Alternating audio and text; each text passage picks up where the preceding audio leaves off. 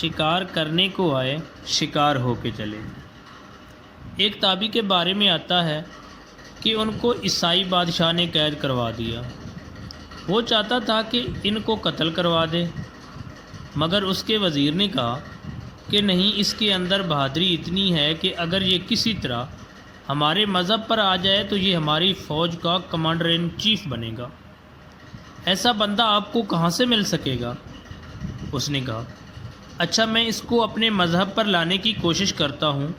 اس کا خیال تھا کہ میں اس کو لالچ دوں گا، چنانچہ اس نے اس کو لالچ دیا کہ ہم تجھے سلطنت دیں گے، تم ہمارا مذہب اختیار کر لو۔ مگر انہوں نے کوئی توجہ نہ دی تو وہ پریشانی کے عالم میں سوچ رہا تھا۔ اس دوران ان کی نوجوان بیٹی نے پوچھا، ابا جان آپ پریشان کیوں بیٹھے ہیں؟ اس نے کہا، بیٹی یہ معاملہ ہے۔ وہ کہنے لگی، ابا جان آپ مجھے اجازت دیں تو میں اسے راستہ پر لاتی ہوں۔ چنانچہ بادشاہ نے انہیں ایک کمرے میں بند کروا دیا اور اس لڑکی سے کہا کہ تم اسے راستہ پر لے آؤ۔ اب وہ لڑکی اس کے لیے کھانا لاتی اور بند سنور کر سامنے آتی۔ اس کا یہ سب کچھ کرنے کا مقصد انہیں اپنی طرف میل کرنا تھا۔ وہ لڑکی اس طرح 40 دن تک کوشش کرتی رہی، مگر انہوں نے اسے آنکھ اٹھا کر بھی نہ دیکھا۔ 40 دن گزرنے کے بعد وہ ان سے کہنے لگی کہ آپ کیسے انسان ہیں؟ دنیا کا ہر مرد عورت کی طرف متوجہ ہوتا ہے اور میں اس قدر خوبصورت ہوں، ہزاروں میں سے کوئی ایک بھی ایسی نہیں، اور میں تمہارے لیے روزانہ بن سور کر آتی ہوں، مگر تم نے کبھی آنکھ اٹھا کر بھی نہیں دیکھا۔ اس کی کیا وجہ ہے؟ تم مرد نہیں ہے یا کیا ہے؟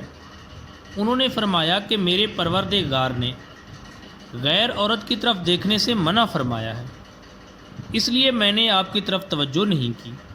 اس لڑکی نے کہا، جب تمہیں پروردگار کے ساتھ اتنی محبت ہے تو پھر ہمیں بھی کچھ تعلیمات دو۔ چنانچہ انہوں نے اس لڑکی کو دین کی باتیں سکھانی شروع کر دی۔ شکار کرنے کو آئے تھے، شکار ہو کے چلے۔ بالآخر وہ لڑکی اسلام قبول کرنے پر آمادہ ہو گئی، لہٰذا انہوں نے اس کو کلمہ پڑھا کر مسلمان بنا دیا۔ وہ کلمہ پڑھ کر کہنے لگی کہ اب میں مسلمان ہوں، لہٰذا اب میں یہاں نہیں رہوں گی۔ بعد میں اس نے خود ہی ایک ترکیب بتائی جس کی وجہ سے ان تابعی رحمۃ اللہ علیہ کو بھی قید سے نجات مل گئی، اور وہ لڑکی خود بھی محلات کو چھوڑ کر مسلمانوں کے ساتھ چلی گئی۔ حیرت کی بات ہے کہ ایک نوجوان لڑکی ان کو اپنی طرف متوجہ کرنے کے لیے 40 دن تنہائی میں کوشش کرتی رہی، مگر انہوں نے اس کی طرف آنکھ اٹھا کر بھی نہ دیکھا۔ یا اللہ، ہمیں تو حیرانی ہوتی ہے، فرشتوں کو بھی تعجب ہوتا ہوگا۔ یہ کس لیے تھا؟